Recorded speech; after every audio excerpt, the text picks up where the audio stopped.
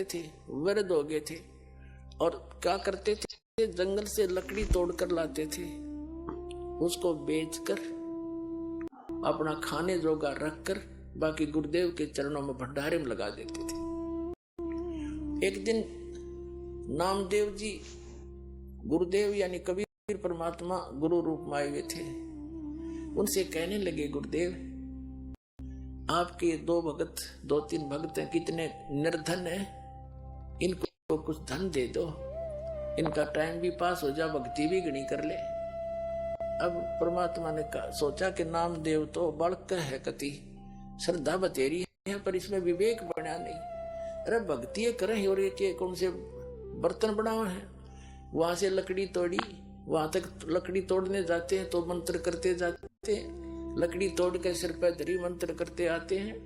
भक्ति मत बाधा है नहीं। और लेकिन नामदेव जी की उस समय समाज की सोच घड़ी थी, उस बच्चे को भी सेट करना था अपने को।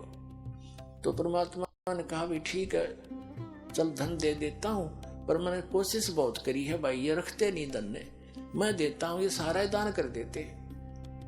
ने बोला जी ना दान दो, पैसे दो, बोले ये लेते नहीं और ना मांगते कभी मेरे तक। पर रामदेव ने कहा जी आप तो बिन मांगे भी दे देते हो, भाई दे तो दूंगा, पर ये लेते नहीं मेरे से। अब नामदेव जी के गला उतरे नहीं, भाई इतने दुखी हो रहे, क्यों ना लेंगे पैसा, तो ले ही लेंगे ये। कबीर साहब बोले, परमात्मा बोले गुरुदेव रूप में कि अच्छा भाई आज इनको वो पैसे देते हैं। गहने ले लिए, गहने आभूषण सोने के चांदी के अच्छे 2-3 किलो एक थैले में लेके नामदेव और गुरुदेव दोनों उस रास्ते में खड़े हो गए, झाड़ के आड़ में, ओट में, जिससे वो दोनों रंका और बंका लकड़ी तोड़कर लाते थे। अब रंका तो आगे चल रहा था, बंका थोड़ी पीछे रह गई थी। थोड़ी फैसला था अपने सफर में, थोड़ा बहुत यानी 100-200 फुट का। तो उससे परमात्मा ने क्या किया कि जिस रास्ते से वो आ रहे थे वहां पर वो आभूषण डाल दिए और उस झाड़ के पीछे जाकर दोनों छुप गए।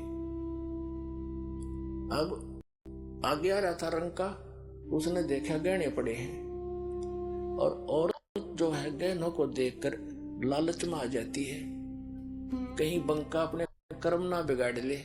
उसने पैर के साथ उस पर मिट्टी डालनी शुरू कर दी, सिर पर लकड़ी थी, पैर से रेता डालना शुरू कर दिया।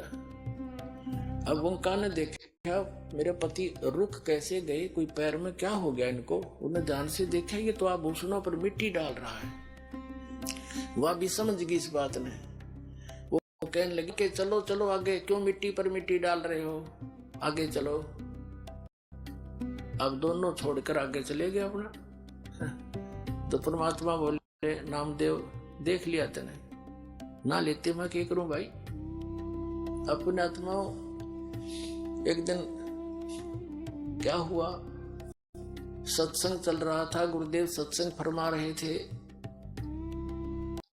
और रंका और बंका दोनों पति पत्नी सत्संग में विद्यमान थे, चर्चा चल रही थी। अकेली लड़की घर पे थी, झोंपड़ी में बाहर बैठी थी चारपाई पे।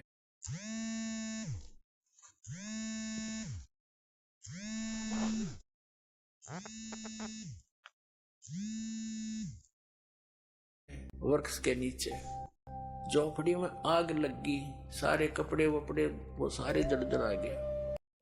लड़की भागी आई, अब पिताजी माताजी क्या हो गया, आग लगी झोंपड़ी में, सारा कुछ स्वाह हो गया।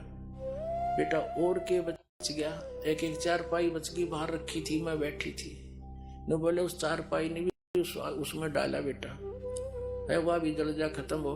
भक्ति में बाधा तो ना बनेगी, आग लगी तो बाधा हुआ, उसकी और चिंतारा होगी। अच्छा बैठ जा, बैठा गया, भक्ति सुना गया अपने ठाठ से। तो कहने का भाव पुण्यात्माओं, जब इतनी दृढ़ता आवेगी तो भगवान दूर नहीं है।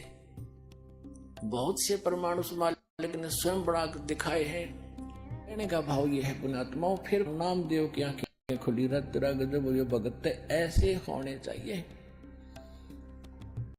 और फिर परमात्मा ने इतना सुंदर मकान बना दिया उनका। कहते नुक्ते ऊपर रिज जाएगा 1 करोड़ कर्म जल जाए तुम्हारे।